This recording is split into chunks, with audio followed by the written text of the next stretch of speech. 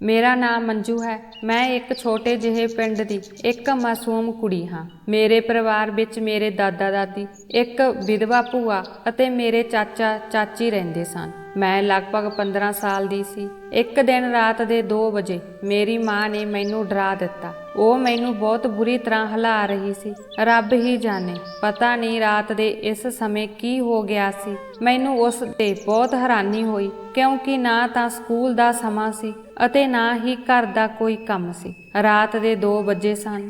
ਮੈਨੂੰ ਸੁੱਤਿਆਂ ਅਜੇ 2 ਹੀ ਘੰਟੇ ਹੋਏ ਸਨ। ਮੈਂ ਪੜ੍ਹਾਈ ਕਰਕੇ ਦੇਰ ਨਾਲ ਸੌਂਦੀ ਸੀ। ਇਸ ਦੌਰਾਨ ਮੇਰੀ ਮਾਂ ਨੇ ਰਾਤ ਨੂੰ 2 ਵਜੇ ਮੈਨੂੰ ਜਗਾਇਆ ਅਤੇ ਪਰੇਸ਼ਾਨ ਕੀਤਾ। ਮੈਂ ਮੰਮੀ ਨੂੰ ਪੁੱਛਿਆ, ਕੀ ਗੱਲ ਹੈ, ਤੁਸੀਂ ਮੈਨੂੰ ਸੌਣ ਕਿਉਂ ਨਹੀਂ ਦਿੰਦੇ? ਪਰ ਮਾਂ ਮੈਨੂੰ ਬਾਰ-ਬਾਰ ਕਹਿ ਰਹੀ ਸੀ ਕਿ ਉੱਠ, ਮੈਂ ਤੁਹਾਡੇ ਨਾਲ ਕੁਝ ਗੱਲ ਕਰਨੀ ਚਾਹੁੰਦੀ ਹਾਂ। ਮੈਂ ਗੁੱਸੇ ਨਾਲ ਉੱਠ ਕੇ ਕਿਹਾ, ਤੁਸੀਂ ਦੱਸੋ, ਰਾਤ ਦੇ ਇਸ ਸਮੇਂ ਤੁਸੀਂ ਕੀ ਗੱਲ ਕਰਨੀ ਹੈ? ਮੰਜੂ, ਮੇਰੀ ਗੱਲ ਸੁਣ, ਤੈਨੂੰ ਮੇਰੇ ਨਾਲ ਆਉਣਾ ਪਵੇਗਾ। ਮੰਮੀ ਘਬਰਾ ਕੇ ਮੇਰੇ ਨਾਲ ਗੱਲ ਕਰਨ ਲੱਗ ਪਈ। ਮੈਂ ਉਸ ਨੂੰ ਕਿਹਾ ਕਿ ਅਸੀਂ ਕਿੱਥੇ ਜਾਣਾ ਹੈ, ਉਹ ਵੀ ਰਾਤ ਦੇ ਇਸ ਸਮੇਂ। ਮੈਨੂੰ ਬਹੁਤ ਨੀਂਦ ਆ ਰਹੀ ਸੀ। ਮੈਂ ਲਗਾਤਾਰ ਅੱਖਾਂ ਮਸਲ ਰਹੀ ਸੀ। ਮਾਂ ਕਹਿਣ ਲੱਗੀ, ਚੁੱਪ ਕਰ, ਹੌਲੀ ਆਵਾਜ਼ ਵਿੱਚ ਗੱਲ ਕਰੋ, ਬਹੁਤੀ ਉੱਚੀ ਬੋਲਣ ਦੀ ਲੋੜ ਨਹੀਂ। ਤੈਨੂੰ ਹੁਣੇ ਮੇਰੇ ਨਾਲ ਆਉਣਾ ਪਵੇਗਾ, ਨਹੀਂ ਤਾਂ ਸਾਰੀ ਉਮਰ ਮੇਰਾ ਚਿਹਰਾ ਦੇਖਣ ਨੂੰ ਤਰਸੋਗੇ। ਮਾਂ ਦੀਆਂ ਇਹ ਸਾਰੀਆਂ ਗੱਲਾਂ ਸੁਣ ਕੇ ਮੈਨੂੰ ਹੋਸ਼ ਆ ਗਿਆ। ਹੁਣ ਤਾਂ ਮੇਰੀ ਵੀ ਨੀਂਦ ਉੱਡ ਗਈ ਸੀ।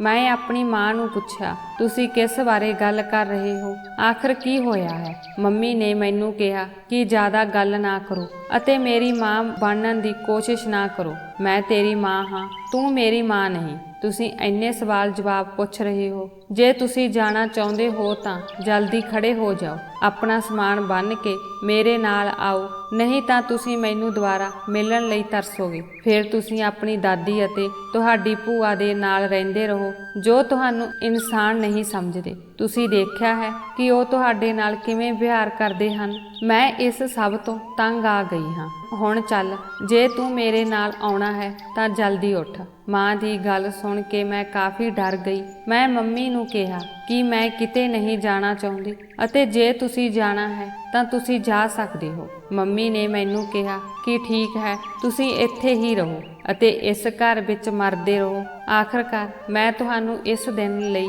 ਹੀ ਜਨਮ ਦਿੱਤਾ ਸੀ ਕਿ ਤੁਸੀਂ ਉਹਨਾਂ ਦੀਆਂ ਗੱਲਾਂ ਸੁਣੋ, ਪਰ ਮੇਰੀਆਂ ਨਹੀਂ। ਤਾਂ ਤੁਸੀਂ ਇੱਥੇ ਹੀ ਰਹੋ। ਇਹ ਕਹਿ ਕੇ ਮਾਂ ਬਹੁਤ ਗੁੱਸੇ ਨਾਲ ਆਪਣਾ ਬੈਗ ਪੈਕ ਕਰਨ ਲੱਗੀ। ਮੈਂ ਹੈਰਾਨੀ ਨਾਲ ਉਸ ਵੱਲ ਦੇਖ ਰਹੀ ਸੀ। ਮੈਂ ਆਪਣੀ ਮਾਂ ਨੂੰ ਕਿਹਾ ਕਿ ਮੈਂ ਹੁਣੇ ਬਾਹਰ ਜਾਵਾਂਗੀ ਅਤੇ ਸਾਰਿਆਂ ਨੂੰ ਦੱਸਾਂਗੀ ਕਿ ਤੁਸੀਂ ਘਰੋਂ ਭੱਜ ਰਹੇ ਹੋ। ਮੈਂ ਮਾਂ ਨੂੰ ਧਮਕੀਆਂ ਦੇਣ ਲੱਗੀ। ਮੇਰੀਆਂ ਧਮਕੀਆਂ ਸੁਣਦੇ ਸਾਰ ਹੀ ਮਾਂ ਨੇ ਹੱਥ ਵਿੱਚ ਚਾਕੂ ਚੁੱਕ ਲਿਆ ਅਤੇ ਕਹਿਣ ਲੱਗੀ ਕਿ ਠੀਕ ਹੈ, ਜਾ ਕੇ ਸਭ ਨੂੰ ਕਹੋ ਕਿ ਮੈਂ ਇਹ ਘਰ ਛੱਡ ਕੇ ਜਾ ਰਹੀ ਹਾਂ ਅਤੇ ਮੈਂ ਖੁਦਕੁਸ਼ੀ ਕਰ ਲਵਾਂਗੀ। ਜੇ ਤੈਨੂੰ ਆਪਣੀ ਮਾਂ ਦੀ ਜਾਨ ਦਾ ਫਿਕਰ ਹੈ ਤਾਂ ਇੱਥੇ ਚੁੱਪ ਕਰਕੇ ਬੈਠ ਜਾਓ। ਜੇ ਤੁਸੀਂ ਮੇਰੇ ਨਾਲ ਨਹੀਂ ਜਾਣਾ ਤਾਂ ਇਸ ਦਾ ਮਤਲਬ ਇਹ ਨਹੀਂ ਕਿ ਤੁਸੀਂ ਇੱਥੇ ਬੈਠ ਕੇ ਮੇਰੇ ਸਾਹਮਣੇ ਬਕਵਾਸ ਕਰਦੇ ਰਹੋ। ਮਾਂ ਦੀਆਂ ਇਹ ਸਾਰੀਆਂ ਗੱਲਾਂ ਸੁਣ ਕੇ ਮੇਰੇ ਮਨ ਵਿੱਚ ਇੱਕ ਅਜੀਬ ਜਿਹਾ ਖਿਆਲ ਆਇਆ ਤੇ ਮੈਂ ਇੱਕਦਮ ਉਸ ਨੂੰ ਕਿਹਾ ਕਿ ਮੈਂ ਵੀ ਤੇਰੇ ਨਾਲ ਜਾਣਾ ਚਾਹੁੰਦੀ ਹਾਂ। ਮੇਰੇ ਮਨ ਵਿੱਚ ਮਾਂ ਪ੍ਰਤੀ ਪਿਆਰ ਜਾਗ ਗਿਆ ਸੀ।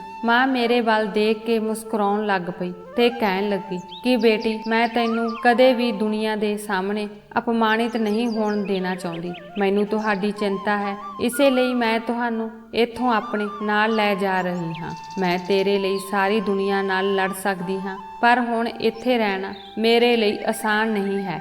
ਅਸੀਂ ਇੱਥੋਂ ਜਾਣਾ ਹੈ। ਮਾਂ ਨੇ ਬੜੀਆਂ ਅਜੀਬ ਗੱਲਾਂ ਕਰਨੀਆਂ ਸ਼ੁਰੂ ਕਰ ਦਿੱਤੀਆਂ। ਮਾਂ ਕਦੇ ਵੀ ਕੋਈ ਵੀ ਫੈਸਲਾ ਲੈ ਲੈਂਦੀ ਸੀ, ਪਰ ਅੱਜ ਉਹ ਬਹੁਤ ਅਜੀਬ ਲੱਗ ਰਹੀ ਸੀ। ਆਖਰਕਾਰ ਅਸੀਂ ਇਸ ਘਰ ਨੂੰ ਸਦਾ ਲਈ ਛੱਡ ਰਹੇ ਸੀ ਅਤੇ ਸਾਨੂੰ ਪਤਾ ਸੀ ਕਿ ਸਾਡੇ ਜਾਣ ਤੋਂ ਬਾਅਦ ਇਸ ਘਰ ਦੇ ਦਰਵਾਜ਼ੇ ਸਾਡੇ ਲਈ ਹਮੇਸ਼ਾ ਲਈ ਬੰਦ ਹੋ ਜਾਣਗੇ। ਜ਼ਾਹਿਰ ਹੈ ਕਿ ਜੇਕਰ ਕੋਈ ਮਾਂ ਆਪਣੀ ਜਵਾਨ ਧੀ ਨਾਲ ਰਾਤ ਨੂੰ ਘਰੋਂ ਨਿਕਲਦੀ ਹੈ ਤਾਂ ਕੀ ਉਸ ਦੇ ਸਹੁਰੇ ਉਸ ਨੂੰ ਮੁੜ ਘਰ ਵਿੱਚ ਵੜਨ ਦੇਣਗੇ? ਤੁਸੀਂ ਲੋਕ ਪਹਿਲਾਂ ਹੀ ਇਸ ਬਾਰੇ ਜਾਣਦੇ ਹੋ। ਸਾਡੇ ਸਮਾਜ ਵਿੱਚ ਔਰਤਾਂ ਤੇ ਬਹੁਤ ਸਾਰੀਆਂ ਪਾਬੰਦੀਆਂ ਲਗਾਈਆਂ ਗਈਆਂ ਹਨ ਅਤੇ ਇਹ ਸਾਰੀਆਂ ਪਾਬੰਦੀਆਂ ਖਤਮ ਕਰਕੇ ਮੇਰੀ ਮਾਂ ਮੈਨੂੰ ਆਪਣੇ ਨਾਲ ਲੈ ਕੇ ਜਾ ਰਹੀ ਸੀ। ਪਤਾ ਨਹੀਂ ਕਿੱਥੇ, ਪਰ ਮੈਨੂੰ ਸਿਰਫ ਆਪਣੀ ਮਾਂ ਦੀ ਚਿੰਤਾ ਸੀ। ਮੈਨੂੰ ਪਤਾ ਸੀ ਕਿ ਮੇਰੀ ਮਾਂ ਮੈਨੂੰ ਬਹੁਤ ਪਿਆਰ ਕਰਦੀ ਹੈ। ਕਿਸੇ ਵੀ ਤਰੀਕੇ ਮੈਂ ਆਪਣੇ ਕਾਰਨ ਆਪਣੀ ਮਾਂ ਨੂੰ ਦੁਖੀ ਨਹੀਂ ਕਰਨਾ ਚਾਹੁੰਦੀ ਸੀ। ਇਸ ਲਈ ਮੈਂ ਤਿਆਰ ਹੋ ਕੇ ਮਾਂ ਕੋਲ ਖੜ ਗਈ। ਮੇਰੀ ਮਾਂ ਨੇ ਇੱਕ ਚਿੱਟੀ ਚਾਦਰ ਲੈ ਕੇ ਆਪਣੇ ਆਪ ਨੂੰ ਚੰਗੀ ਤਰ੍ਹਾਂ ਢੱਕ ਲਿਆ ਅਤੇ ਇੱਕ ਚਾਦਰ ਮੈਨੂੰ ਦੇ ਦਿੱਤੀ ਅਤੇ ਕਿਹਾ ਕਿ ਤੁਸੀਂ ਵੀ ਆਪਣੇ ਆਪ ਨੂੰ ਢੱਕ ਲਵੋ। ਉਸ ਤੋਂ ਬਾਅਦ ਅਸੀਂ ਦੋਵੇਂ ਹੌਲੀ-ਹੌਲੀ ਆਪਣਾ ਸਮਾਨ ਚੁੱਕ ਕੇ ਘਰੋਂ ਬਾਹਰ ਨਿਕਲਣ ਲੱਗੇ। ਮੰਮੀ ਨੇ ਮੈਨੂੰ ਕਿਹਾ ਕਿ ਕੋਈ ਰੌਲਾ ਨਾ ਪਾਓ, ਕਿਸੇ ਨੂੰ ਸਾਡੇ ਬਾਰੇ ਪਤਾ ਨਾ ਲੱਗੇ ਅਤੇ ਅਸੀਂ ਪਿਛਲੇ ਦਰਵਾਜ਼ੇ ਰਾਹੀਂ ਘਰੋਂ ਬਾਹਰ ਚਲੇ ਗਏ। ਮੈਂ ਮਾਂ ਨੂੰ ਪੁੱਛਣ ਲੱਗੀ ਕਿ ਮਾਂ, ਤੁਹਾਡੇ ਵਿੱਚ ਇੰਨੀ ਹਿੰਮਤ ਕਿਵੇਂ ਆਈ ਕਿ ਤੁਸੀਂ ਰਾਤ ਦੇ ਇਸ ਸਮੇਂ ਇੱਥੋਂ ਇਕੱਲੇ ਜਾ ਰਹੇ ਹੋ?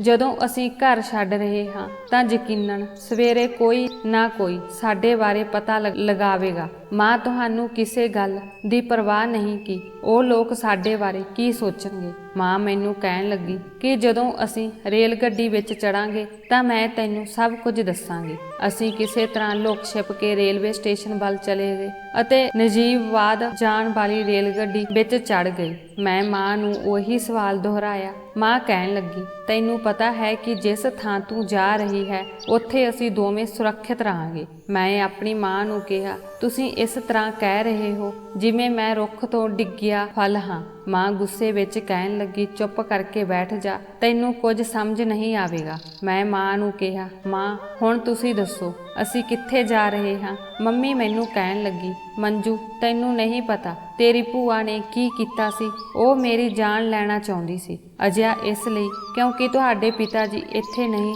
ਸਗੋਂ ਕਿਸੇ ਹੋਰ ਦੇਸ਼ ਵਿੱਚ ਕੰਮ ਕਰਦੇ ਹਨ। ਤੇਰੇ ਪਾਪਾ ਨੇ ਉੱਥੇ ਦੁਬਾਰਾ ਵਿਆਹ ਕਰਵਾ ਲਿਆ ਹੈ। ਇਹ ਲੋਕ ਮੈਨੂੰ ਮਾਰ ਕੇ ਉਸ ਦੂਸਰੀ ਔਰਤ ਨੂੰ ਇੱਥੇ ਰੱਖਣਾ ਚਾਹੁੰਦੇ ਹਨ। ਮਾਂ ਅੱਖਾਂ ਵਿੱਚ ਹੰਝੂ ਲੈ ਕੇ ਮੈਨੂੰ ਕਹਿਣ ਲੱਗੀ, ਮੰਜੂ ਜੇ ਮੈਂ ਅੱਜ ਇੱਥੋਂ ਨਾ ਗਈ ਹੁੰਦੀ ਤਾਂ ਸਵੇਰੇ ਤੁਸੀਂ ਮੇਰਾ ਮਰਿਆ ਹੋਇਆ ਮੂੰਹ ਵੇਖਣਾ ਸੀ। ਤੁਸੀਂ ਜਾਣਦੇ ਹੋ ਕਿ ਇਹਨਾਂ ਲੋਕਾਂ ਨੇ ਮੈਨੂੰ ਮਾਰਨ ਦਾ ਪੂਰਾ ਇੰਤਜ਼ਾਮ ਕਰ ਲਿਆ ਸੀ। ਮਾਂ ਦੀਆਂ ਗੱਲਾਂ ਸੁਣ ਕੇ ਮੈਂ ਬਹੁਤ ਡਰ ਗਈ। ਮੈਂ ਸੋਚ ਵੀ ਨਹੀਂ ਸਕਦੀ ਸੀ ਕਿ ਮੇਰੇ ਆਪਣੇ ਪਰਿਵਾਰ ਦੇ ਮੈਂਬਰ, ਮੇਰੀ ਭੂਆ ਅਤੇ ਮੇਰੇ ਦਾਦਾ ਦਾਦੀ ਮੇਰੀ ਮਾਂ ਦੀ ਜਾਨ ਦੇ ਦੁਸ਼ਮਣ ਬਣ ਜਾਣਗੇ ਸਿਰਫ ਇਸ ਲਈ ਕਿ ਮੇਰੇ ਪਿਤਾ ਨੇ ਕਿਸੇ ਹੋਰ ਦੇਸ਼ ਵਿੱਚ ਜਾ ਕੇ ਇੱਕ ਅਮੀਰ ਔਰਤ ਨਾਲ ਵਿਆਹ ਕੀਤਾ ਸੀ। ਉਹ ਚਾਹੁੰਦੇ ਸਨ ਕਿ ਜੇਕਰ ਉਹ ਔਰਤ ਸਾਡੇ ਘਰ ਆ ਜਾਂਦੀ ਤਾਂ ਉਸ ਦੇ ਮਾਤਾ ਪਿਤਾ, ਮੇਰੇ ਪਿਤਾ ਅਤੇ ਉਹਨਾਂ ਦੇ ਪਰਿਵਾਰ ਨੂੰ ਬਹੁਤ ਸਾਰਾ ਪੈਸਾ ਦੇ ਦਿੰਦੇ। ਮੈਂ ਇਹ ਸੋਚ ਕੇ ਸ਼ਰਮ ਮਹਿਸੂਸ ਕਰ ਰਹੀ ਸੀ ਕਿ ਦੁਨੀਆ ਵਿੱਚ ਕਿਹੋ ਜਿਹੇ ਲੋਕ ਹਨ।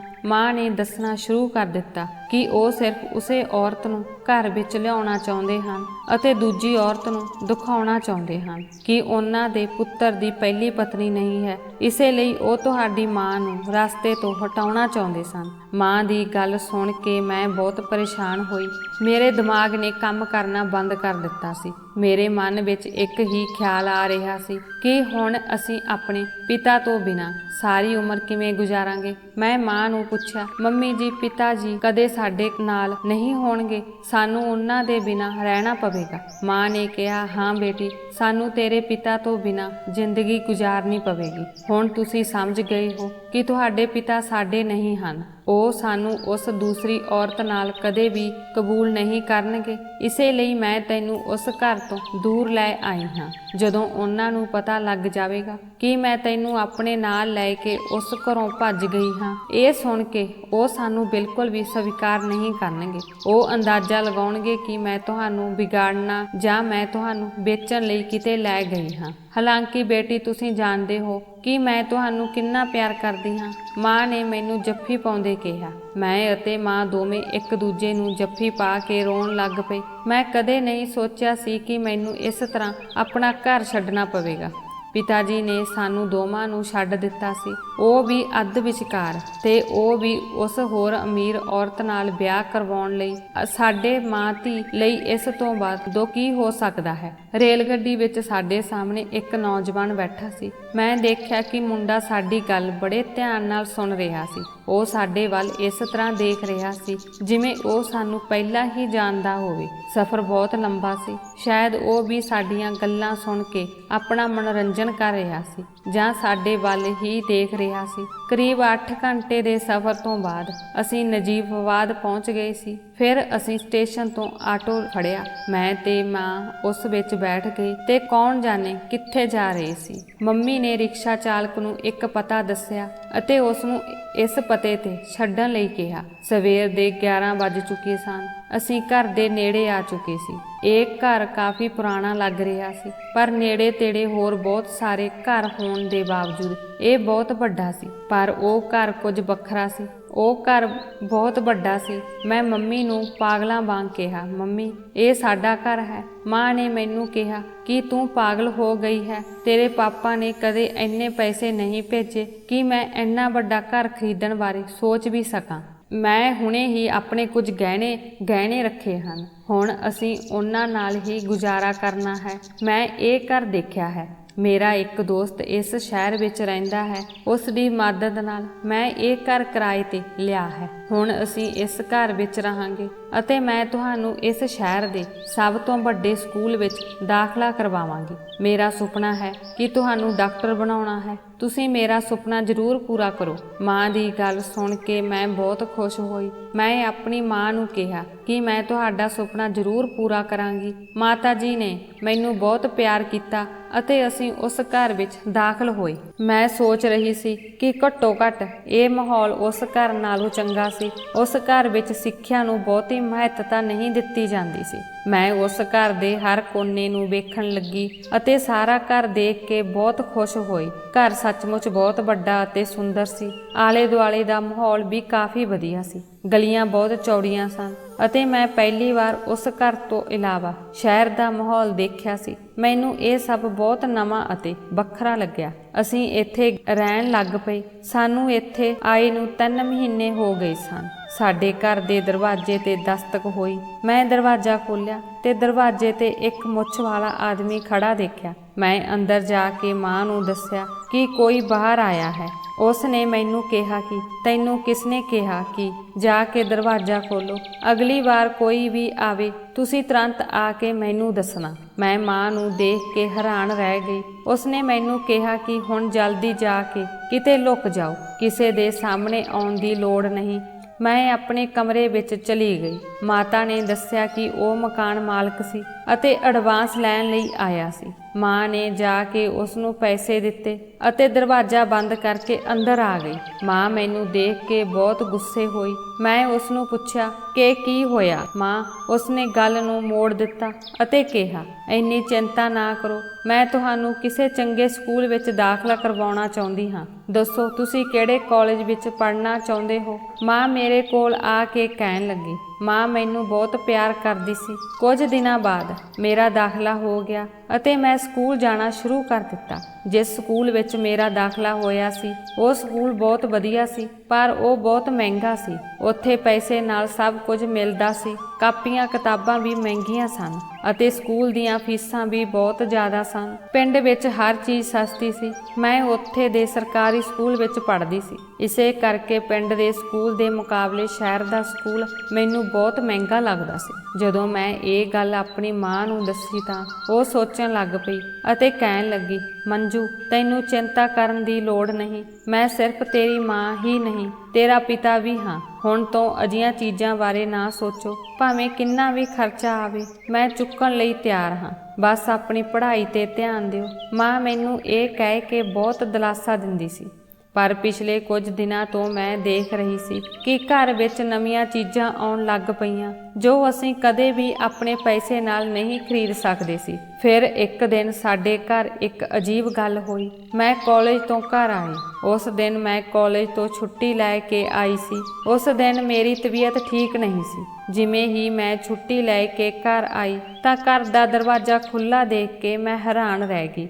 ਮੈਂ ਅੰਦਰ ਝਾਤੀ ਮਾਰ ਕੇ ਦੇਖਿਆ ਤਾਂ ਮਾਂ ਬੈਠੀ ਸੀ। ਉੱਥੇ ਮਾਂ ਦੇ ਨਾਲ ਇੱਕ ਬਜ਼ੁਰਗ ਔਰਤ ਅਤੇ ਇੱਕ ਆਦਮੀ ਵੀ ਮੌਜੂਦ ਸਨ। ਉਹਨਾਂ ਨੂੰ ਦੇਖ ਕੇ ਇੰਜ ਲੱਗਦਾ ਸੀ ਜਿਵੇਂ ਉਹ ਮਾਂ ਦੇ ਜਾਣ ਪਛਾਣ ਵਾਲੇ ਨਹੀਂ, ਸਗੋਂ ਇਹ ਕੋਈ ਹੋਰ ਹੀ ਲੋਕ ਲੱਗਦੇ ਸਨ। ਮੰਮੀ ਨੇ ਮੈਨੂੰ ਪਹਿਲਾਂ ਹੀ ਸਮਝਾਇਆ ਸੀ ਕਿ ਘਰ ਕੋਈ ਵੀ ਆਵੇ ਤੂੰ ਉਹਨਾਂ ਦੇ ਸਾਹਮਣੇ ਨਾ ਆਉਣਾ। ਇਸ ਲਈ ਮੈਂ ਘਰ ਦੇ ਵਿਹੜੇ ਵਿੱਚ ਬੈਠ ਕੇ ਉਹਨਾਂ ਦੇ ਜਾਣ ਦੀ ਉਡੀਕ ਕਰਨ ਲੱਗੀ। ਕਿਸੇ ਤਰ੍ਹਾਂ ਮੈਂ ਬਹੁਤ ਦੇਰ ਤੱਕ ਬਾਹਰ ਖੜੀ ਰਹੀ। ਖੜ ਕੇ ਮੇਰੀਆਂ ਲੱਤਾਂ ਵਿੱਚ ਦਰਦ ਹੋਣ ਲੱਗਾ, ਪਰ ਮੇਰੀ ਮਾਂ ਨੇ ਮੈਨੂੰ ਕਦੇ ਵੀ ਕਿਸੇ ਦੇ ਸਾਹਮਣੇ ਹੋਣ ਤੋਂ ਸਖਤ ਮਨਾ ਕਰ ਦਿੱਤਾ ਸੀ। ਜੇਕਰ ਮੈਂ ਇਸ ਤਰ੍ਹਾਂ ਦੀ ਕੋਈ ਗਲਤੀ ਕਰਦੀ ਤਾਂ ਸਾਡੇ ਲਈ ਇੱਥੇ ਰਹਿਣਾ ਮੁਸ਼ਕਲ ਹੋ ਸਕਦਾ ਸੀ। ਇਸ ਲਈ ਉਹਨਾਂ ਲੋਕਾਂ ਦੇ ਜਾਣ ਤੋਂ ਬਾਅਦ ਮੈਂ ਘਰ ਦੇ ਅੰਦਰ ਚਲੀ ਗਈ। ਮੈਂ ਮਾਂ ਨੂੰ ਸਾਰੀ ਗੱਲ ਦੱਸ ਦਿੱਤੀ। ਮਾਂ ਨੇ ਮੈਨੂੰ ਜੱਫੀ ਪਾ ਕੇ ਕਿਹਾ, ਬੇਟੀ ਸਭ ਕੁਝ ਆਪਣੇ ਸਿਰ ਨਾਲ ਲੈ, ਡਰ ਨਾ। ਇਹ ਲੋਕ ਘਰ ਦੇ ਹੀ ਗੱਲ ਕਰਨ ਆਏ ਸਨ। ਮੈਂ ਕਿਹਾ, ਇਹ ਲੋਕ ਕੀ ਗੱਲ ਕਰਨ ਆਏ ਸਨ? ਮਾਂ ਨੇ ਦੱਸਿਆ ਕਿ ਇਹ ਲੋਕ ਸਾਡੇ ਨਾਲ ਰਹਿਣਾ ਚਾਹੁੰਦੇ ਹਨ। ਉਹਨਾਂ ਦਾ ਕੋਈ ਘਰ ਨਹੀਂ ਹੈ। ਇਹ ਲੋਕ ਸਾਡੇ ਘਰ ਦਾ ਅੱਧਾ ਕਿਰਾਇਆ ਦੇਣਾ ਚਾਹੁੰਦੇ ਹਨ ਅਤੇ ਆਪਣੇ ਕੋਲ ਰਹਿਣਾ ਚਾਹੁੰਦੇ ਹਨ। ਇਹ ਲੋਕ ਨਾ ਤਾਂ ਪੂਰਾ ਖਰੀਦ ਸਕਦੇ ਹਨ ਅਤੇ ਨਾ ਹੀ ਕਿਰਾਏ ਤੇ ਲੈ ਸਕਦੇ ਹਨ। ਮਾਂ ਦੀ ਗੱਲ ਸੁਣ ਕੇ ਮੈਂ ਉਸ ਨੂੰ ਨਾ ਕਰ ਦਿੱਤੀ। ਮੈਂ ਆਪਣੀ ਮਾਂ ਨੂੰ ਕਿਹਾ ਕਿ ਅਸੀਂ ਇਸ ਤਰ੍ਹਾਂ ਕਿਸੇ ਦੇ ਨਾਲ ਨਹੀਂ ਰਹਿ ਸਕਦੇ। ਤੁਹਾਨੂੰ ਪਤਾ ਹੈ, ਮੈਨੂੰ ਕਿਸੇ ਦੇ ਨਾਲ ਰਹਿਣ ਦੀ ਆਦਤ ਨਹੀਂ। ਮਾਂ ਨੇ ਮੈਨੂੰ ਕਿਹਾ ਕਿ ਤੂੰ ਠੀਕ ਹੈ ਬੇਟੀ, ਪਰ ਮੈਂ ਮਾਂ ਨੂੰ ਉੱਥੇ ਹੀ ਰੋਕ ਲਿਆ। ਮੈਂ ਕਿਹਾ, ਮੰਮੀ ਪਰ ਕੁਝ ਵੀ ਨਹੀਂ, ਮੈਂ ਕਿਸੇ ਨਾਲ ਨਹੀਂ ਰਹਾਂਗੀ। ਮੈਂ ਇਹ ਗੱਲ ਆਪਣੀ ਮਾਂ ਨੂੰ ਦੱਸੀ, ਪਰ ਉਹ ਮੇਰੀ ਗੱਲ ਸੁਣ ਕੇ ਬਹੁਤ ਪਰੇਸ਼ਾਨ ਹੋ ਗਈ। ਫਿਰ ਮਾਂ ਚੁੱਪ ਹੋ ਗਈ। 2-3 ਦਿਨ ਮਾਂ ਬਹੁਤ ਚਿੰਤਤ ਰਹੀ। ਮੰਮੀ ਮੈਨੂੰ ਪੁੱਛਣ ਲੱਗੀ, ਮੰਜੂ ਕੀ ਤੂੰ ਮੈਨੂੰ ਕਦੇ ਨਫ਼ਰਤ ਕਰੇਗੀ? ਮੈਂ ਇਹ ਸੁਣ ਕੇ ਹੈਰਾਨ ਹੋ ਕੇ ਉਸ ਵੱਲ ਦੇਖਣ ਲੱਗੀ। ਮੈਂ ਮਾਂ ਨੂੰ ਪੁੱਛਿਆ, ਤੁਹਾਨੂੰ ਕੀ ਹੋ ਗਿਆ ਹੈ? ਤੁਸੀਂ ਕਿਸ ਤਰ੍ਹਾਂ ਦੀਆਂ ਗੱਲਾਂ ਕਹਿ ਰਹੇ ਹੋ? ਮੈਂ ਤੁਹਾਨੂੰ ਨਫ਼ਰਤ ਕਿਉਂ ਕਰਾਂਗੀ? ਤੁਸੀਂ ਮੇਰੀ ਮਾਂ ਹੋ। ਤੁਹਾਨੂੰ ਨਫ਼ਰਤ ਕਰਨਾ ਤਾਂ ਦੂਰ, ਮੈਂ ਤੁਹਾਡੇ ਬਾਰੇ ਕੁਝ ਵੀ ਗਲਤ ਨਹੀਂ ਸੋਚ ਸਕਦੀ। ਭਾਵੇਂ ਤੁਸੀਂ ਕਿਵੇਂ ਵੀ ਹੋ, ਪਰ ਤੁਸੀਂ ਮੇਰੀ ਮਾਂ ਹੋ। ਮੇਰੀ ਮਾਂ ਮੈਨੂੰ ਰੋਂਦੀ ਦੇਖ ਕੇ ਕਹਿਣ ਲੱਗੀ ਕਿ ਠੀਕ ਹੈ ਮੰਜੂ, ਮੈਨੂੰ ਪਤਾ ਹੈ ਕਿ ਤੂੰ ਕਦੇ ਨਹੀਂ ਬਦਲੇਗੀ ਅਤੇ ਜੇਕਰ ਤੂੰ ਬਦਲ ਗਈ ਤਾਂ ਮੈਂ ਉਸੇ ਦਿਨ ਇਹ ਘਰ ਛੱਡ ਜਾਵਾਂਗੀ। ਮੈਂ ਹੱਸ ਕੇ ਮਾਂ ਨੂੰ ਪੁੱਛਿਆ, ਕੀ ਹੋਇਆ ਮਾਂ? ਕੀ ਤੁਸੀਂ ਮੈਨੂੰ ਧਮਕੀ ਦੇ ਰਹੇ ਹੋ? ਮੇਰੀਆਂ ਗੱਲਾਂ ਸੁਣ ਕੇ ਮਾਂ ਚੁੱਪ ਹੋ ਗਈ, ਪਰ ਮੈਂ ਉਸ ਦੀਆਂ ਅੱਖਾਂ ਵਿੱਚ ਸਮੱਸਿਆ ਵੇਖ ਸਕਦੀ ਸੀ ਜੋ ਮੈਨੂੰ ਦੱਸਣ ਦੇ ਯੋਗ ਨਹੀਂ ਸੀ। ਫਿਰ 1 ਹਫ਼ਤਾ ਬੀਤ ਗਿਆ ਅਤੇ ਮਾਂ ਨੇ ਮੈਨੂੰ ਇੱਕ ਹੋਰ ਖਬਰ ਸੁਣਾਈ। ਉਸਨੇ ਮੈਨੂੰ ਦੱਸਿਆ ਕਿ ਮੰਜੂ, ਮੈਂ ਘਰ ਦੇ ਵਿਚਕਾਰ ਪਰਦਾ ਲਗਾਉਣਾ ਚਾਹੁੰਦੀ ਹਾਂ, ਪਰ ਸਾਡੇ ਲਈ ਇਸ ਘਰ ਵਿੱਚ ਉਹਨਾਂ ਲੋਕਾਂ ਨੂੰ ਜਗ੍ਹਾ ਦੇਣਾ ਬਹੁਤ ਜ਼ਰੂਰੀ ਹੈ। ਮੈਂ ਮਾਂ ਨੂੰ ਪੁੱਛਿਆ, ਕਿਉਂ ਮਾਂ? ਸਾਡੀ ਕਿਹੜੀ ਮਜਬੂਰੀ ਹੈ? ਸਾਡੇ ਕੋਲ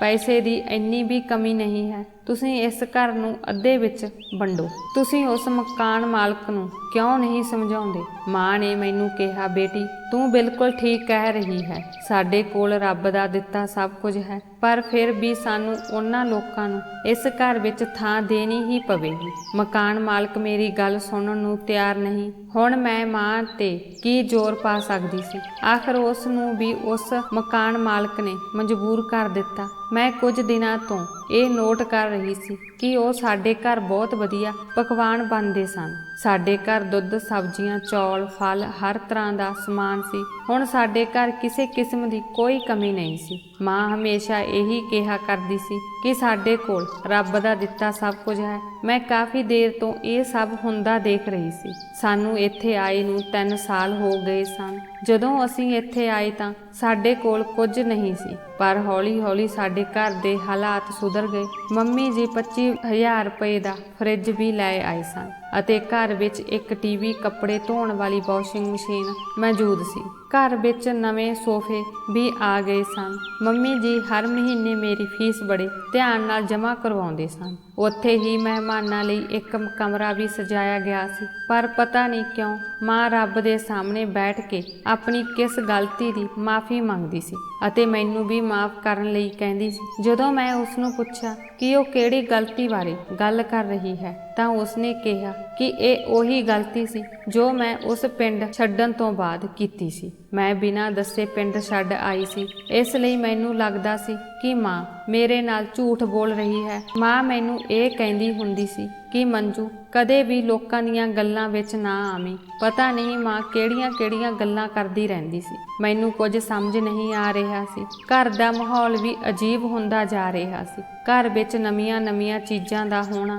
ਅਤੇ ਮਾਂ ਮੇਰੇ ਲਈ ਵੀ ਨਵੇਂ ਕੱਪੜੇ ਖਰੀਦਦੀ ਸੀ। ਸਾਡੇ ਘਰ ਖਾਣ ਪੀਣ ਦੀ ਕੋਈ ਕਮੀ ਨਹੀਂ ਸੀ, ਪਰ ਸਭ ਤੋਂ ਹੈਰਾਨੀ ਦੀ ਗੱਲ ਇਹ ਸੀ ਕਿ ਘਰ ਵਿੱਚ ਕੋਈ ਕਮਾਉਣ ਵਾਲਾ ਨਹੀਂ ਸੀ। ਫਿਰ ਵੀ ਪਤਾ ਨਹੀਂ ਇੰਨਾ ਪੈਸਾ ਕਿੱਥੋਂ ਆਇਆ। ਮੈਂ ਬਸ ਇਹੀ ਸੋਚਦੀ ਰਹਿੰਦੀ ਕਿ ਮਾਂ ਇਹ ਸਭ ਕਿਵੇਂ ਕਰਦੀ ਹੈ। ਅਤੇ ਇੱਕ ਹੋਰ ਹੈਰਾਨੀ ਵਾਲੀ ਗੱਲ ਇਹ ਸੀ ਕਿ ਘਰ ਦਾ ਰਾਸ਼ਨ ਲੈਣ ਲਈ ਵੀ ਮਾਂ ਨੂੰ ਘਰੋਂ ਨਹੀਂ ਜਾਣਾ ਪੈਂਦਾ ਸੀ। ਮੈਂ ਹਮੇਸ਼ਾ ਦੇਖਦੀ ਸੀ ਕਿ ਸਾਡਾ ਡਰਾਇੰਗ ਰੂਮ ਫਲਾਂ ਅਤੇ ਰਾਸ਼ਨ ਨਾਲ ਭਰਿਆ ਰਹਿੰਦਾ ਸੀ। ਇੱਕ ਦਿਨ ਮੇਰੇ ਕਾਲਜ ਦੀ ਛੁੱਟੀ ਸੀ। ਮੈਂ ਸਵੇਰੇ ਉੱਠ ਕੇ ਡਰਾਇੰਗ ਰੂਮ ਦੀ ਸਫਾਈ ਕਰ ਰਹੀ ਸੀ। ਉਦੋਂ ਅਚਾਨਕ ਮਾਂ ਨੇ ਆ ਕੇ ਮੈਨੂੰ ਡਰਾਇੰਗ ਰੂਮ ਸਾਫ਼ ਕਰਨ ਤੋਂ ਮਨਾ ਕਰ ਦਿੱਤਾ ਅਤੇ ਮਾਂ ਨੇ ਕਿਹਾ, ਮੈਂ ਇਸ ਕਮਰੇ ਨੂੰ ਖੁਦ ਸਾਫ਼ ਕਰਾਂਗੀ, ਤੁਸੀਂ ਜਾ ਕੇ ਆਪਣਾ ਕਮਰਾ ਸਾਫ਼ ਕਰ ਲਓ। ਮਾਂ ਦਾ ਅਜੀਬ ਵਿਹਾਰ ਹੁਣ ਮੈਨੂੰ ਸ਼ੱਕੀ ਬਣਾ ਰਿਹਾ ਸੀ। ਮੈਂ ਉਹਨਾਂ ਬਾਰੇ ਕੁਝ ਅਜੀਬ ਗੱਲਾਂ ਸੋਚਣ ਲੱਗੀ। ਫਿਰ ਮਾਂ ਨਹਾਉਣ ਲਈ ਬਾਥਰੂਮ ਚਲੀ ਗਈ। ਜਿਵੇਂ ਹੀ ਉਹ ਬਾਥਰੂਮ ਵਿੱਚ ਗਈ,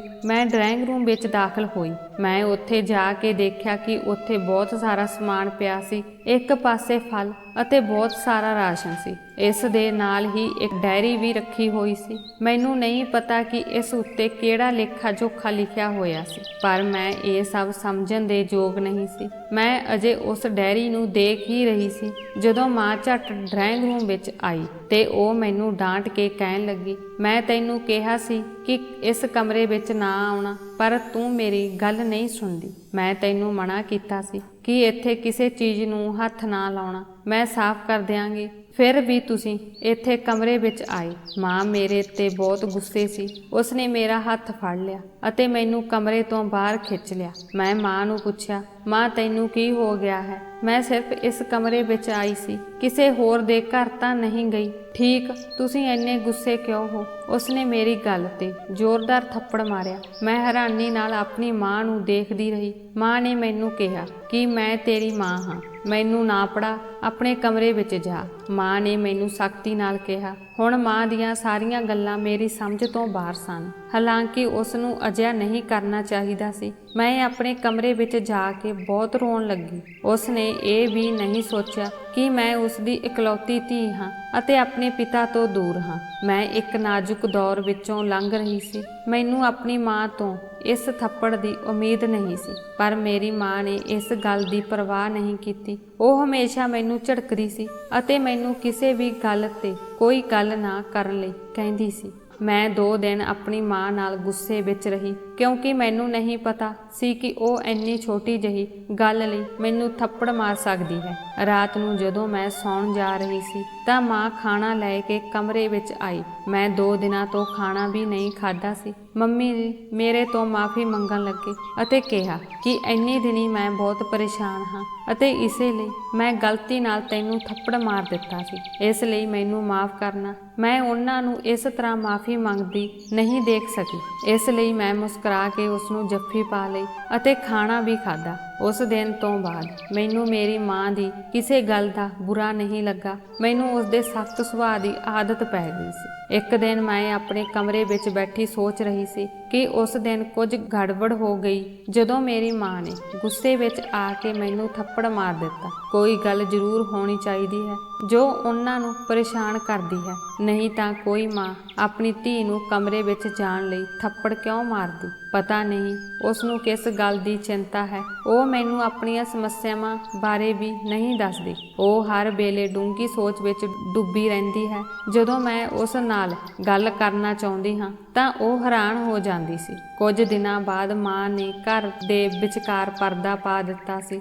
ਮੈਂ ਪੁੱਛਿਆ, ਮਾਂ ਇਹ ਕੀ ਹੈ? ਤਾਂ ਉਹ ਕਹਿਣ ਲੱਗੀ ਕਿ ਮਕਾਨ ਮਾਲਕ ਨੇ ਸਖਤੀ ਨਾਲ ਕਿਹਾ ਹੈ ਕਿ ਇਸ ਘਰ ਵਿੱਚ ਇੱਕ ਹੋਰ ਕਿਰਾਏਦਾਰ ਵੀ ਆ ਕੇ ਸਾਡੇ ਨਾਲ ਰਹੇਗਾ। ਮੈਂ ਆਪਣੀ ਮਾਂ ਨੂੰ ਕਿਹਾ, ਮੰਮੀ ਜੀ ਤੁਸੀਂ ਮਕਾਨ ਮਾਲਕ ਨੂੰ ਇਹ ਨਹੀਂ ਦੱਸਿਆ ਕਿ ਅਸੀਂ ਉਸ ਨੂੰ ਪੂਰੇ ਘਰ ਦਾ ਕਿਰਾਇਆ ਦਿੰਦੇ ਹਾਂ, ਫਿਰ ਇਸ ਘਰ ਵਿੱਚ ਕੋਈ ਹੋਰ ਆ ਕੇ ਕਿਉਂ ਰਹੇਗਾ? ਮਾਂ ਨੇ ਕਿਹਾ ਕਿ ਮੈਂ ਮਕਾਨ ਮਾਲਕ ਨੂੰ ਬਹੁਤ ਸਮਝਾਉਣ ਦੀ ਕੋਸ਼ਿਸ਼ ਕੀਤੀ, ਪਰ ਉਹ ਨਹੀਂ ਮੰਨ ਰਿਹਾ ਸੀ। ਉਸ ਨੇ ਮੈਨੂੰ ਕਿਹਾ ਕਿ ਜੇ ਤੁਸੀਂ ਚਾਹੋ ਤਾਂ ਅੱਧਾ ਕਿਰਾਇਆ ਘਟਾ ਸਕਦੇ ਹੋ, ਪਰ ਇਹ ਲੋਕ ਇਸ ਘਰ ਵਿੱਚ ਹੀ ਰਹਿਣਗੇ ਕਿਉਂਕਿ ਉਹ ਉਸ ਮਕਾਨ ਮਾਲਕ ਦੇ ਰਿਸ਼ਤੇਦਾਰ ਹਨ ਅਤੇ ਇਸ ਇਲਾਕੇ ਦੇ ਲੋਕਾਂ ਦਾ ਕਹਿਣਾ ਹੈ ਕਿ ਉਹ ਆਪਣੇ ਘਰ ਕਿਸੇ ਅਜਨਬੀਆਂ ਨੂੰ ਕਿਰਾਏ ਤੇ ਨਹੀਂ ਦੇ ਸਕਦੇ ਹਨ, ਇਸ ਲਈ ਉਹ ਉਹਨਾਂ ਲੋਕਾਂ ਨੂੰ ਸਾਡੇ ਘਰ ਵਿੱਚ ਰੱਖਣਾ ਚਾਹੁੰਦੇ ਹਨ। ਮੈਂ ਮਾਂ ਨੂੰ ਪੁੱਛਿਆ, ਉਹਦੇ ਰਿਸ਼ਤੇਦਾਰ ਇੱਥੇ ਕਿਉਂ ਆ ਰਹੇ ਹਨ? ਉਹ ਜਿੱਥੇ ਰਹਿੰਦੇ ਹਨ ਉੱਥੇ ਕਿਉਂ ਨਹੀਂ ਜਾਂਦੇ? ਮਾਂ ਮੈਨੂੰ ਕਹਿਣ ਲੱਗੀ, ਬੇਟੀ ਇਹ ਆਪਸੀ ਮਾਮਲਾ ਹੈ। ਜੇ ਇਹ ਘਰ ਸਾਡਾ ਹੁੰਦਾ ਤਾਂ ਅਸੀਂ ਇਸ ਵਿੱਚ ਆਪਣੀ ਮਰਜ਼ੀ ਅਨੁਸਾਰ ਰਹਿ ਸਕਦੇ ਸੀ। ਜਦੋਂ ਕਿ ਇਹ ਕਿਰਾਏ ਦਾ ਮਕਾਨ ਹੈ ਤਾਂ ਅਸੀਂ ਇਸ ਵਿੱਚ ਕੁਝ ਨਹੀਂ ਕਰ ਸਕਦੇ। ਮੈਂ ਮਾਂ ਨੂੰ ਕਿਹਾ, ਮਾਂ ਅਸੀਂ ਇੰਨੇ ਸਮੇਂ ਤੋਂ ਇਸ ਘਰ ਵਿੱਚ ਰਹਿ ਰਹੇ ਹਾਂ, ਫਿਰ ਵੀ ਉਸ ਮਕਾਨ ਮਾਲਕ ਨੇ ਸਾਡੀ ਗੱਲ ਨਹੀਂ ਸੁਣੀ। ਇਸ ਤੇ ਮਾਂ ਨੇ ਅੱਖਾਂ ਨੀਵੀਆਂ ਕੀਤੀਆਂ ਅਤੇ ਧੀਮੀ ਆਵਾਜ਼ 'ਚ ਕਿਹਾ, ਹਾਂ ਪਤਾ ਨਹੀਂ ਲੋਕ ਸਾਡੇ ਬਾਰੇ ਕੀ ਸੋਚਦੇ ਹਨ। ਕੁਝ ਲੋਕ ਸੋਚਦੇ ਹਨ ਕਿ ਅਸੀਂ ਇੱਥੇ ਰਹਿਣ ਦੇ ਲਾਇਕ ਨਹੀਂ ਹਾਂ। ਮਕਾਨ ਮਾਲਕ ਕਹਿੰਦਾ ਹੈ ਕਿ ਤੁਸੀਂ ਲੋਕ ਜਾਂ ਤਾਂ ਘਰ ਛੱਡ ਕੇ ਚਲੇ ਜਾਓ ਜਾਂ ਤਾਂ ਕਿਸੇ ਹੋਰ ਨੂੰ ਆਪਣੇ ਕੋਲ ਰੱਖੋ, ਨਹੀਂ ਤਾਂ ਮੈਂ ਤੁਹਾਨੂੰ ਸਾਰਿਆਂ ਨੂੰ ਇਸ ਘਰ ਵਿੱਚੋਂ ਕੱਢ ਦਿਆਂਗਾ। ਇਹ ਸੁਣ ਕੇ ਮੈਨੂੰ ਆਪਣੀ ਮਾਂ ਤੇ ਸ਼ੱਕ ਹੋਣ ਲੱਗਾ, ਕਿਉਂਕਿ ਅੱਜ ਤੱਕ ਮਕਾਨ ਮਾਲਕ ਸਾਡੇ ਘਰ ਨਹੀਂ ਆਇਆ ਅਤੇ ਨਾ ਹੀ ਉਸਨੇ ਸਾਡੇ ਤੋਂ ਕਿਰਾਇਆ ਮੰਗਿਆ ਹੈ। ਮਾਂ ਹਰ ਮਹੀਨੇ ਉਸਦੇ ਘਰ ਜਾ ਕੇ ਕਿਰਾਇਆ ਅਦਾ ਕਰਦੀ ਸੀ, ਪਰ ਫਿਰ ਵੀ ਉਹ ਇਸ ਤਰ੍ਹਾਂ ਦੀਆਂ ਗੱਲਾਂ ਕਰ ਰਹੀ ਸੀ, ਭਾਵੇਂ ਉਸ ਲਈ ਇਸ ਤਰ੍ਹਾਂ ਦੀ ਗੱਲ ਕਰਨ ਦਾ ਕੋਈ ਮਤਲਬ ਨਹੀਂ ਸੀ। ਖੈਰ, ਮੈਂ ਆਪਣੀ ਮਾਂ ਅਤੇ ਮਕਾਨ ਮਾਲਕ ਤੇ ਵਿਸ਼ਵਾਸ ਨਹੀਂ ਕਰ ਸਕਦੀ ਸੀ, ਇਸ ਲਈ ਮੈਂ ਆਪਣੀ ਮਾਂ ਨਾਲ ਵਾਅਦਾ ਕੀਤਾ ਕਿ ਮੈਂ ਤੁਹਾਨੂੰ ਕਦੇ ਵੀ ਸ਼ਰਮਿੰਦਾ ਨਹੀਂ ਹੋਣ ਦੇਵਾਂਗੀ। ਜੋ ਵੀ ਹੋ ਜਾਵੇ ਮੈਂ ਇਸ ਘਰ ਵਿੱਚ ਗੁਜ਼ਾਰਾ ਕਰ ਲਵਾਂਗੀ। ਮਾਂ ਨੇ ਮੇਰੇ ਮੱਥੇ ਨੂੰ ਚੁੰਮਿਆ ਅਤੇ ਮੈਨੂੰ ਬਹੁਤ ਪਿਆਰ ਕਰਨ ਲੱਗ ਪਈ। ਜੇ ਅਸੀਂ ਇੱਥੇ ਕੁਝ ਸਾਲ ਹੋਰ ਰਹੇ ਤਾਂ ਸਾਡੇ ਕੋਲ ਇੰਨਾ ਪੈਸਾ ਇਕੱਠਾ ਹੋਵੇਗਾ, ਉਸ ਤੋਂ ਬਾਅਦ ਅਸੀਂ ਆਪਣਾ ਘਰ ਵੀ ਖਰੀਦ ਲਵਾਂਗੇ। ਮੈਂ ਆਪਣੀ ਮਾਂ ਨੂੰ ਪੁੱਛਣ ਲੱਗੀ, ਇਸ ਘਰ ਵਿੱਚ ਅਜਿਹਾ ਕੀ ਹੈ ਜਿਸ ਨਾਲ ਅਸੀਂ ਪੈਸੇ ਇਕੱਠੇ ਕਰ ਸਕਾਂਗੇ। ਮੇਰੀ ਗੱਲ ਸੁਣ ਕੇ ਮਾਂ ਡਰ ਗਈ। ਜਿਵੇਂ ਹੀ ਇਹ ਗੱਲ ਉਸ ਦੇ ਮੂੰਹੋਂ ਗਲਤੀ ਨਾਲ ਨਿਕਲ ਗਈ ਤਾਂ ਉਸ ਨੇ ਮੈਨੂੰ ਕਿਹਾ ਕਿ ਅਜਿਹਾ ਕੁਝ ਨਹੀਂ ਸੀ, ਬੇਟੀ ਆਪਣੀ ਪੜ੍ਹਾਈ ਤੇ ਧਿਆਨ ਦਿਓ। ਮਾਂ ਇਹ ਕਹਿ ਕੇ ਚਲੀ ਗਈ, ਪਰ ਮੈਨੂੰ ਅਜੀਬ ਜਿਹਾ ਮਹਿਸੂਸ ਹੋਣ ਲੱਗਾ। ਕੁਝ ਸਮੇਂ ਬਾਅਦ ਮੰਮੀ ਜੀ ਨੇ ਉਹ ਪਰਦਾ ਕੰਧ ਤੇ ਲਗਾ ਦਿੱਤਾ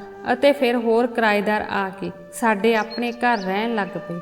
ਹੁਣ ਅਸੀਂ ਅੱਧੇ ਘਰ ਵਿੱਚ ਰਹਿੰਦੇ ਸੀ, ਜਦੋਂ ਕਿ ਪਹਿਲਾਂ ਮੈਂ ਪੂਰੇ ਘਰ ਵਿੱਚ ਘੁੰਮਦੀ ਰਹਿੰਦੀ ਸੀ। ਪਰ ਹੁਣ ਮਾਂ ਨੇ ਮੈਨੂੰ ਸਖਤੀ ਨਾਲ ਮਨਾ ਕਰ ਦਿੱਤਾ ਸੀ ਕਿ ਮੈਂ ਕਾਲਜ ਤੋਂ ਸਿੱਧਾ ਆਪਣੇ ਕਮਰੇ ਵਿੱਚ ਜਾਵਾਂ, ਆਪਣੇ ਕਮਰੇ ਤੋਂ ਬਾਹਰ ਨਾ ਆਵਾਂ। ਖਾਣਾ ਵੀ ਮੈਂ ਖੁਦ ਤਿਆਰ ਕਰਕੇ ਤੁਹਾਡੇ ਕਮਰੇ ਵਿੱਚ ਲਿਆਵਾਂਗੀ, ਕਿਉਂਕਿ ਹੁਣ ਸਾਡੀ ਰਸੋਈ ਵੀ ਇੱਕ ਹੀ ਹੋਵੇਗੀ। ਨਵੇਂ ਕਿਰਾਏਦਾਰ ਦੀ ਘਰਵਾਲੀ ਵੀ ਮੇਰੇ ਨਾਲ ਰਸੋਈ ਵਿੱਚ ਹੀ ਖਾਣਾ ਬਣਾਵੇਗੀ, ਇਸ ਲਈ ਨਾ ਕਮਰੇ ਵਿੱਚੋਂ ਬਾਹਰ ਨਿਕਲਣਾ ਅਤੇ ਨਾ ਹੀ ਰਸੋਈ ਵਿੱਚ ਆਉਣਾ। ਜੇਕਰ ਤੁਹਾਨੂੰ ਪਾਣੀ ਪੀਣ ਦੀ ਲੋੜ ਹੈ ਤਾਂ ਮੈਂ ਤੁਹਾਡੇ ਲਈ ਲਿਆਵਾਂਗੀ। ਤੂੰ ਪੜ੍ਹਾਈ ਕਰ, ਫਿਰ ਜਦੋਂ ਤੂੰ ਚੰਗੀ ਡਾਕਟਰ ਬਣ ਗਈ ਮੇਰਾ ਸੁਪਨਾ ਵੀ ਪੂਰਾ ਹੋ ਜਾਵੇਗਾ। ਮੇਰੀ ਮਾਂ ਦੇ ਇਹਨਾਂ ਸ਼ਬਦਾਂ ਨੇ ਮੈਨੂੰ ਹਿੰਮਤ ਦਿੱਤੀ। ਮੈਂ ਹਰ ਰੋਜ਼ ਆਪਣੀ ਪੜ੍ਹਾਈ ਵੱਲ ਜ਼ਿਆਦਾ ਧਿਆਨ ਦੇਣ ਲੱਗ ਗਈ, ਪਰ ਮਾਂ ਦਾ ਵਤੀਰਾ ਬਹੁਤ ਬਦਲ ਗਿਆ ਲੱਗਦਾ ਸੀ। ਪਹਿਲਾਂ ਉਹ ਮੇਰੇ ਕਮਰੇ ਵਿੱਚ ਨਹੀਂ ਆਉਂਦੀ ਸੀ, ਕਿਉਂਕਿ ਹੁਣ ਸਾਡੇ ਹਿੱਸੇ ਵਿੱਚ ਇੱਕ ਕਮਰਾ ਸੀ। ਇਸ ਲਈ ਮਾਂ ਰਾਤ ਨੂੰ 9 ਵਜੇ ਮੇਰੇ ਕਮਰੇ ਵਿੱਚ ਆਉਂਦੀ ਸੀ। ਉਸ ਨੇ ਮੈਨੂੰ ਕਿਹਾ, ਮੰਜੂ ਕਮਰੇ ਦੀ ਲਾਈਟ ਬੰਦ ਕਰ, ਹੁਣ ਸਾਨੂੰ ਸੌਣਾ ਚਾਹੀਦਾ ਹੈ। ਮੈਂ ਮਾਂ ਨੂੰ ਕਹਿਣ ਲੱਗੀ, ਮਾਂ ਤੁਸੀਂ ਤਾਂ ਰਾਤ ਦੇ 11 ਵਜੇ ਤੱਕ ਜਾਗਦੇ ਹੋ। ਮੈਂ ਬੜੀ ਹੈਰਾਨੀ ਨਾਲ ਮਾਂ ਨੂੰ ਕਹਿਣ ਲੱਗੀ। ਮਾਂ ਨੇ ਮੈਨੂੰ ਕਿਹਾ ਕਿ ਹਾਂ, ਪਰ ਮੈਂ ਅੱਜ ਜਲਦੀ ਸੌਣਾ ਹੈ, ਮੈਨੂੰ ਨੀਂਦ ਆ ਰਹੀ ਹੈ। ਮੈਂ ਲਾਈਟ ਬੰਦ ਕਰ ਦਿੱਤੀ। ਮਾਂ ਨੇ ਮੇਰੇ ਤੋਂ ਕਮਰੇ ਦੀ ਲਾਈਟ ਬੰਦ ਕਰਵਾ ਦਿੱਤੀ ਸੀ, ਪਰ ਉਹ ਆਪ ਨਹੀਂ ਸੁੱਤੀ। ਕਮਰੇ ਵਿੱਚ ਅਜੀਬ ਜਿਹੀਆਂ ਆਵਾਜ਼ਾਂ ਆ ਰਹੀਆਂ ਸਨ, ਜਿਵੇਂ ਕੋਈ ਇੱਧਰੋਂ ਤੋਂ ਉੱਧਰ ਕੁਝ ਹਿਲਾ ਰਿਹਾ ਹੋਵੇ। ਮੈਂ ਆਪਣੀ ਮਾਂ ਨੂੰ ਪੁੱਛਿਆ, ਇਹ ਕਿਹੋ ਜਿਹੀ ਆਵਾਜ਼ ਹੈ? ਤਾਂ ਮਾਂ ਨੇ ਮੈਨੂੰ ਝੜਕਣਾ ਸ਼ੁਰੂ ਕਰ ਦਿੱਤਾ ਅਤੇ ਕਿਹਾ, ਆਪਣੇ ਕੰਮ ਨੂੰ ਧਿਆਨ ਵਿੱਚ ਰੱਖੋ, ਤੁਹਾਨੂੰ ਕੀ ਸਮੱਸਿਆ ਹੈ? ਮੈਂ ਜੋ ਮਰਜ਼ੀ ਕਰਾਂ। ਡਰਦੇ ਮਾਰੇ ਮੈਂ ਚੁੱਪ ਹੋ ਗਈ। ਥੋੜੀ ਦੇਰ ਬਾਅਦ ਮੈਨੂੰ ਆਪਣੇ ਬਿਸਤਰੇ ਦੇ ਹੇਠਾਂ ਕੁਝ ਅਜੀਬ ਲੱਗਾ। ਹਨੇਰੇ ਵਿੱਚ ਇਸ ਤਰ੍ਹਾਂ ਮਹਿਸੂਸ ਕਰਦਿਆਂ ਮੈਂ ਆਪਣਾ ਹੱਥ ਆਪਣੇ ਬਿਸਤਰੇ ਦੇ ਹੇਠਾਂ ਰੱਖਿਆ ਅਤੇ ਮੈਨੂੰ ਮਹਿਸੂਸ ਹੋਇਆ ਕਿ ਮੰਜੇ ਦੇ ਹੇਠਾਂ ਕੁਝ ਠੰਡੀ ਠੰਡੀ ਚੀਜ਼ ਹੈ। ਮੈਂ ਇਸ ਨੂੰ ਛੂਹ ਕੇ ਹੋਰ ਮਹਿਸੂਸ ਕਰਨ ਦੀ ਕੋਸ਼ਿਸ਼ ਕੀਤੀ, ਪਰ ਮਾਂ ਨੇ ਮੈਨੂੰ ਝਿੜਕ ਕੇ ਕਿਹਾ ਕਿ ਤੁਸੀਂ ਕੀ ਕਰ ਰਹੇ ਹੋ?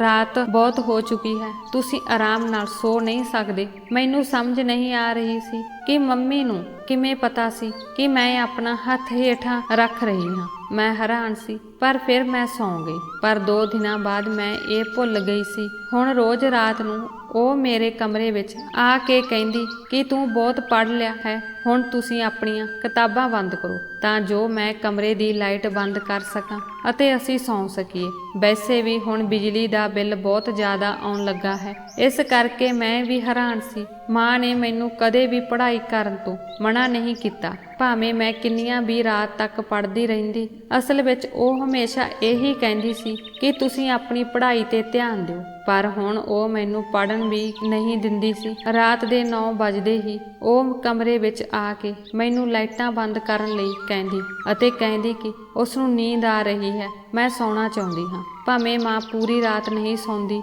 ਮੈਂ ਵੀ ਮਹਿਸੂਸ ਕੀਤਾ ਕਿ ਮਾਂ ਜਾਗ ਰਹੀ ਹੈ, ਪਰ ਮਾਂ ਨੇ ਮੈਨੂੰ ਕਦੇ ਇਸ ਗੱਲ ਦਾ ਅਹਿਸਾਸ ਨਹੀਂ ਹੋਣ ਦਿੱਤਾ। ਇੱਕ ਦਿਨ ਮੈਂ ਸੋਚਿਆ ਕਿ ਅੱਜ ਮੈਂ ਆਪਣੇ ਕਮਰੇ ਵਿੱਚ ਮੌਜੂਦ ਸਾਰੀਆਂ ਚੀਜ਼ਾਂ ਦੀ ਜਾਂਚ ਕਰਾਂਗੀ। ਅੱਜ ਮਾਂ ਨੂੰ ਚੰਗਾ ਲੱਗੇ ਜਾਂ ਮਾੜਾ। ਜਿਵੇਂ ਹੀ ਮਾਂ ਬਾਥਰੂਮ ਵਿੱਚ ਗਈ, ਮੈਂ ਕਮਰੇ ਦੀ ਲਾਈਟ ਔਨ ਕਰ ਦਿੱਤੀ ਅਤੇ ਪੂਰੇ ਕਮਰੇ ਨੂੰ ਧਿਆਨ ਨਾਲ ਦੇਖਣ ਲੱਗੀ, ਪਰ ਕਮਰੇ ਵਿੱਚ ਅਜਿਹਾ ਕੁਝ ਵੀ ਨਹੀਂ ਸੀ ਜੋ ਮੈਨੂੰ ਸ਼ੱਕੀ ਬਣਾ ਦਿੰਦਾ। ਪਰ ਫਿਰ ਮੈਨੂੰ ਯਾਦ ਆਇਆ ਕਿ ਮੇਰੇ ਮੰਜੇ ਦੇ ਹੇਠਾਂ ਕੁਝ ਠੰਡਾ ਸੀ। ਫਿਰ ਮੈਂ ਆਪਣੇ ਬਿਸਤਰੇ ਦੇ ਹੇਠਾਂ ਜਾਂਚ ਕੀਤੀ। ਮੈਂ ਦੇਖਿਆ ਕਿ ਮੰਜੇ ਦੇ ਹੇਠਾਂ ਇੱਕ ਵੱਡਾ ਬੈਗ ਰੱਖਿਆ ਹੋਇਆ ਸੀ। ਮੈਂ ਬੈਗ ਖੋਲ੍ਹਣ ਹੀ ਵਾਲੀ ਸੀ ਕਿ ਮਾਂ ਬਾਥਰੂਮ ਤੋਂ ਵਾਪਸ ਆਈ। ਮੈਂ ਝੱਟ ਕਮਰੇ ਦੀ ਲਾਈਟ ਬੰਦ ਕਰ ਦਿੱਤੀ ਅਤੇ ਉਹ ਜਾ ਕੇ ਮੰਜੇ ਤੇ ਲੇਟ ਗਈ। ਪਰ ਹੁਣ ਉਸ ਬੈਗ ਨੂੰ ਖੋਲ੍ਹਣ ਦਾ ਖਿਆਲ ਮੇਰੇ ਮਨ ਵਿੱਚ ਬਾਰ-ਬਾਰ ਆ ਰਿਹਾ ਸੀ। ਸਵੇਰ ਹੁੰਦੇ ਹੀ ਮਾਂ ਕਮਰੇ ਤੋਂ ਬਾਹਰ ਗਈ ਤਾਂ ਮੈਂ ਉਹ ਬੈਗ ਖੋਲ੍ਹਣ ਲੱਗੀ। ਜਦੋਂ ਮੈਂ ਬੈਗ ਖੋਲ੍ਹਿਆ ਤਾਂ ਅੰਦਰ ਛੋਟੇ-ਛੋਟੇ ਪੈਕਟ ਸਨ। ਮੈਂ ਪੈਕਟ ਖੋਲ੍ਹ ਕੇ ਦੇਖਿਆ ਤਾਂ ਅੰਦਰ ਕੁਝ ਚਿੱਟਾ ਪਾਊਡਰ ਸੀ। ਉਸ ਨੂੰ ਦੇਖ ਕੇ ਮੈਂ ਸਮਝ ਨਹੀਂ ਸਕੀ ਕਿ ਇਹ ਕੀ ਹੈ, ਪਰ ਮੈਂ ਮੈਡੀਕਲ ਦੀ ਵਿਦਿਆਰਥੀ ਸੀ, ਇਸ ਲਈ ਮੈਂ ਸੋਚਿਆ ਕਿ ਮੈਂ ਇਸ ਬਾਰੇ ਜ਼ਰੂਰ ਪਤਾ ਲਗਾਵਾਂਗੀ। ਇਹ ਕੀ ਹੈ? ਇਹ ਕੀ ਚੀਜ਼ ਹੈ? ਮੈਂ ਬੈਗ ਵਿੱਚੋਂ ਇੱਕ ਪੈਕਟ ਕੱਢਿਆ ਅਤੇ ਉਹ ਉਸ ਪੈਕਟ ਨੂੰ ਕਾਲਜ ਲੈ ਗਈ। ਮੈਨੂੰ ਨਹੀਂ ਪਤਾ ਸੀ ਕਿ ਉਸ ਪੈਕਟ ਵਿੱਚ ਕੀ ਸੀ। ਮੈਂ ਜਾ ਕੇ ਉਹ ਪੈਕਟ ਆਪਣੇ ਅਧਿਆਪਕ ਨੂੰ ਦਿਖਾਇਆ। ਮੇਰੇ ਹੱਥ ਵਿੱਚ ਪੈਕਟ ਦੇਖ ਕੇ ਉਹ ਹੈਰਾਨ ਰਹਿ ਗਈ ਅਤੇ ਪੁੱਛਿਆ ਕਿ ਇਹ ਤੁਹਾਨੂੰ ਕਿੱਥੋਂ ਮਿਲਿਆ ਹੈ। ਮੈਂ ਉਸ ਦੇ ਅੰਦਾਜ਼ ਤੋਂ ਸਮਝ ਗਈ ਕਿ ਮੇਰੇ ਹੱਥ ਦੀ ਚੀਜ਼ ਕੋਈ ਆਮ ਚੀਜ਼ ਨਹੀਂ ਸੀ।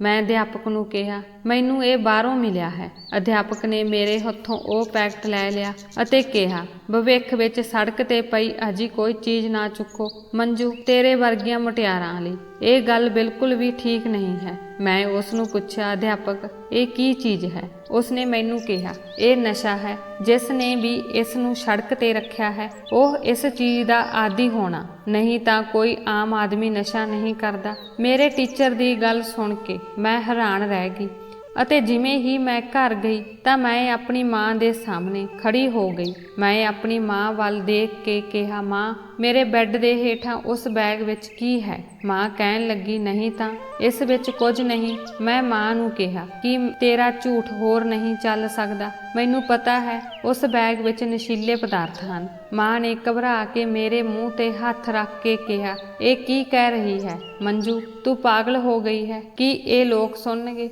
ਇਸ ਕਰਕੇ ਮਕਾਨ ਮਾਲਕ ਨੂੰ ਸਾਡੇ ਤੇ ਸ਼ੱਕ ਹੋ ਗਿਆ ਹੈ ਕਿ ਮੈਂ ਇਹ ਨਸ਼ਾ ਵੇਚਦੀ ਹਾਂ। ਇਸੇ ਲਈ ਮਕਾਨ ਮਾਲਕ ਨੇ ਇਹਨਾਂ ਲੋਕਾਂ ਨੂੰ ਇਸ ਘਰ ਵਿੱਚ ਰੱਖਿਆ ਤਾਂ ਜੋ ਉਹ ਸਾਡੇ ਤੇ ਨਜ਼ਰ ਰੱਖ ਸਕਣ, ਅਤੇ ਤੁਸੀਂ ਆ ਕੇ ਹਫੜਾ ਦਫੜੀ ਮਚਾ ਰਹੇ ਹੋ ਅਤੇ ਇਹਨਾਂ ਲੋਕਾਂ ਨੂੰ ਆਪਣਾ ਭੇਦ ਦੱਸਣ ਦੀ ਕੋਸ਼ਿਸ਼ ਕਰ ਰਹੇ ਹੋ। ਮਾਂ ਦੀ ਗੱਲ ਸੁਣ ਕੇ ਮੈਂ ਚੁੱਪ ਹੋ ਗਈ। ਮੈਂ ਆਪਣੀ ਮਾਂ ਨੂੰ ਕਿਹਾ, ਮਾਤਾ ਜੀ ਤੁਸੀਂ ਅਜਿਹੀਆਂ ਗੱਲਾਂ ਕਿਉਂ ਕਰਦੇ ਹੋ? ਕੀ ਤੁਸੀਂ ਵੀ ਨਸ਼ੇ ਕਰਦੇ ਹੋ? ਮਾਂ ਨੇ ਮੈਨੂੰ ਕਿਹਾ, ਨਹੀਂ ਮੰਜੂ, ਮੈਂ ਨਸ਼ਾ ਨਹੀਂ ਕਰਦੀ। ਇਹ ਕੋਈ ਨਸ਼ਾ ਨਹੀਂ, ਇਹ ਦਵਾਈ ਹੈ। ਇਹ ਦਵਾਈ ਬਹੁਤ ਮਹਿੰਗੀ ਹੈ, ਫਿਰ ਵੀ ਲੋਕ ਇਸ ਨੂੰ ਖਰੀਦਦੇ ਹਨ। ਮੈਂ ਇਸ ਨੂੰ ਵੇਚਦੀ ਹਾਂ ਅਤੇ ਇਸ ਤੋਂ ਪੈਸੇ ਕਮਾਉਂਦੀ ਹਾਂ। ਮੈਂ ਕੀ ਕਰਦੀ ਬੇਟੀ? ਤੇਰੀ ਪੜ੍ਹਾਈ ਦਾ ਖਰਚਾ ਵੀ ਮੈਂ ਝੱਲਣਾ ਸੀ। ਜੇ ਮੈਂ ਤੁਹਾਡੀ ਪੜ੍ਹਾਈ ਬਾਰੇ ਨਾ ਸੋਚਿਆ ਹੁੰਦਾ ਤਾਂ ਮੈਨੂੰ ਇਹ ਸਭ ਕੁਝ ਨਹੀਂ ਕਰਨਾ ਪੈਂਦਾ। ਮੈਂ ਮਾਂ ਨੂੰ ਕਹਿਣ ਲੱਗੀ, ਮਾਂ ਮੇਰੀ ਪੜ੍ਹਾਈ ਦਾ ਬਹਾਨਾ ਨਾ ਬਣਾ। ਤੁਸੀਂ ਇਹ ਸਭ ਕੁਝ ਆਪਣੇ ਘਰ ਵਿੱਚ ਹਰ ਕਿਸਮ ਦੇ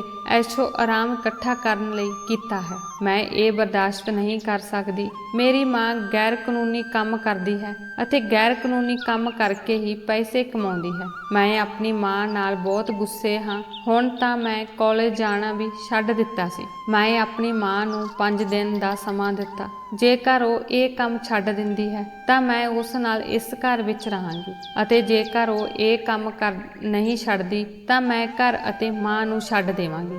ਮੇਰੀ ਇਸ ਧਮਕੀ ਤੋਂ ਮਾਂ ਬਹੁਤ ਡਰ ਗਈ ਸੀ। ਉਸ ਦਾ ਕਹਿਣਾ ਹੈ ਕਿ ਜੇਕਰ ਮੈਂ ਇਹ ਗੈਰ ਕਾਨੂੰਨੀ ਕੰਮ ਕਰਨਾ ਬੰਦ ਕਰ ਦਿੱਤਾ ਤਾਂ ਤੇਰੀ ਪੜ੍ਹਾਈ ਵੀ ਬੰਦ ਹੋ ਜਾਵੇਗੀ। ਪਰ ਮੈਂ ਨਹੀਂ ਚਾਹੁੰਦੀ ਕਿ ਮੇਰੀ ਮਾਂ ਦੀ ਬਦਨਾਮੀ ਹੋਵੇ, ਲੋਕ ਉਸ ਨੂੰ ਗਲਤ ਸਮਝਣ। ਜੇ ਇਸ ਦੁਨੀਆ ਨੂੰ ਪਤਾ ਲੱਗ ਗਿਆ ਤਾਂ ਮੇਰੀ ਮਾਂ ਦਾ ਬਹੁਤ ਅਪਮਾਨ ਹੋਵੇਗਾ। ਹੁਣ ਤੁਸੀਂ ਹੀ ਦੱਸੋ ਕਿ ਮੈਂ ਆਪਣੀ ਮਾਂ ਨਾਲ ਕੀ ਕਰਾਂ? ਮੈਂ ਆਪਣੀ ਮਾਂ ਨੂੰ ਜੇਲ੍ਹ ਵੀ ਨਹੀਂ ਭੇਜ ਸਕਦੀ ਕਿਉਂਕਿ ਮੇਰੀ ਮਾਂ ਨੇ ਮੇਰੇ ਲਈ ਬਹੁਤ ਮੁਸੀਬਤਾਂ ਝੱਲੀਆਂ। ਮੈਂ ਆਪਣੀ ਮਾਂ ਤੋਂ ਬਿਨਾਂ ਇਕੱਲੀ ਜ਼ਿੰਦਗੀ ਕਿਵੇਂ ਜੀਵਾਂਗੀ? ਜੇਕਰ ਮਾਂ ਨੂੰ ਅੱਜ ਆਪਣੀ ਗਲਤੀ ਦਾ ਅਹਿਸਾਸ ਹੋਇਆ ਤਾਂ ਮੈਂ ਉਸ ਨੂੰ ਮਾਫ਼ ਕਰ ਦਿਆਂਗੀ। ਕੁਝ ਦਿਨਾਂ ਬਾਅਦ ਉਹ ਹੀ ਹੋਇਆ। ਮਾਂ ਨੂੰ ਆਪਣੀ ਗਲਤੀ ਦਾ ਅਹਿਸਾਸ ਹੋਇਆ। ਉਹ ਮੇਰੇ ਤੋਂ ਮਾਫੀ ਮੰਗਣ ਲੱਗੀ। ਮੈਂ ਮਾਂ ਨੂੰ ਕਿਹਾ ਕਿ ਅਸੀਂ ਇੱਜ਼ਤ ਨਾਲ ਪੈਸੇ ਕਮਾਵਾਂਗੇ। ਮੈਂ ਕੋਈ ਛੋਟਾ-ਮੋਟਾ ਕੰਮ ਕਰਕੇ ਆਪਣੀ ਪੜ੍ਹਾਈ ਦਾ ਖਰਚਾ ਚੁੱਕਾਂਗੀ।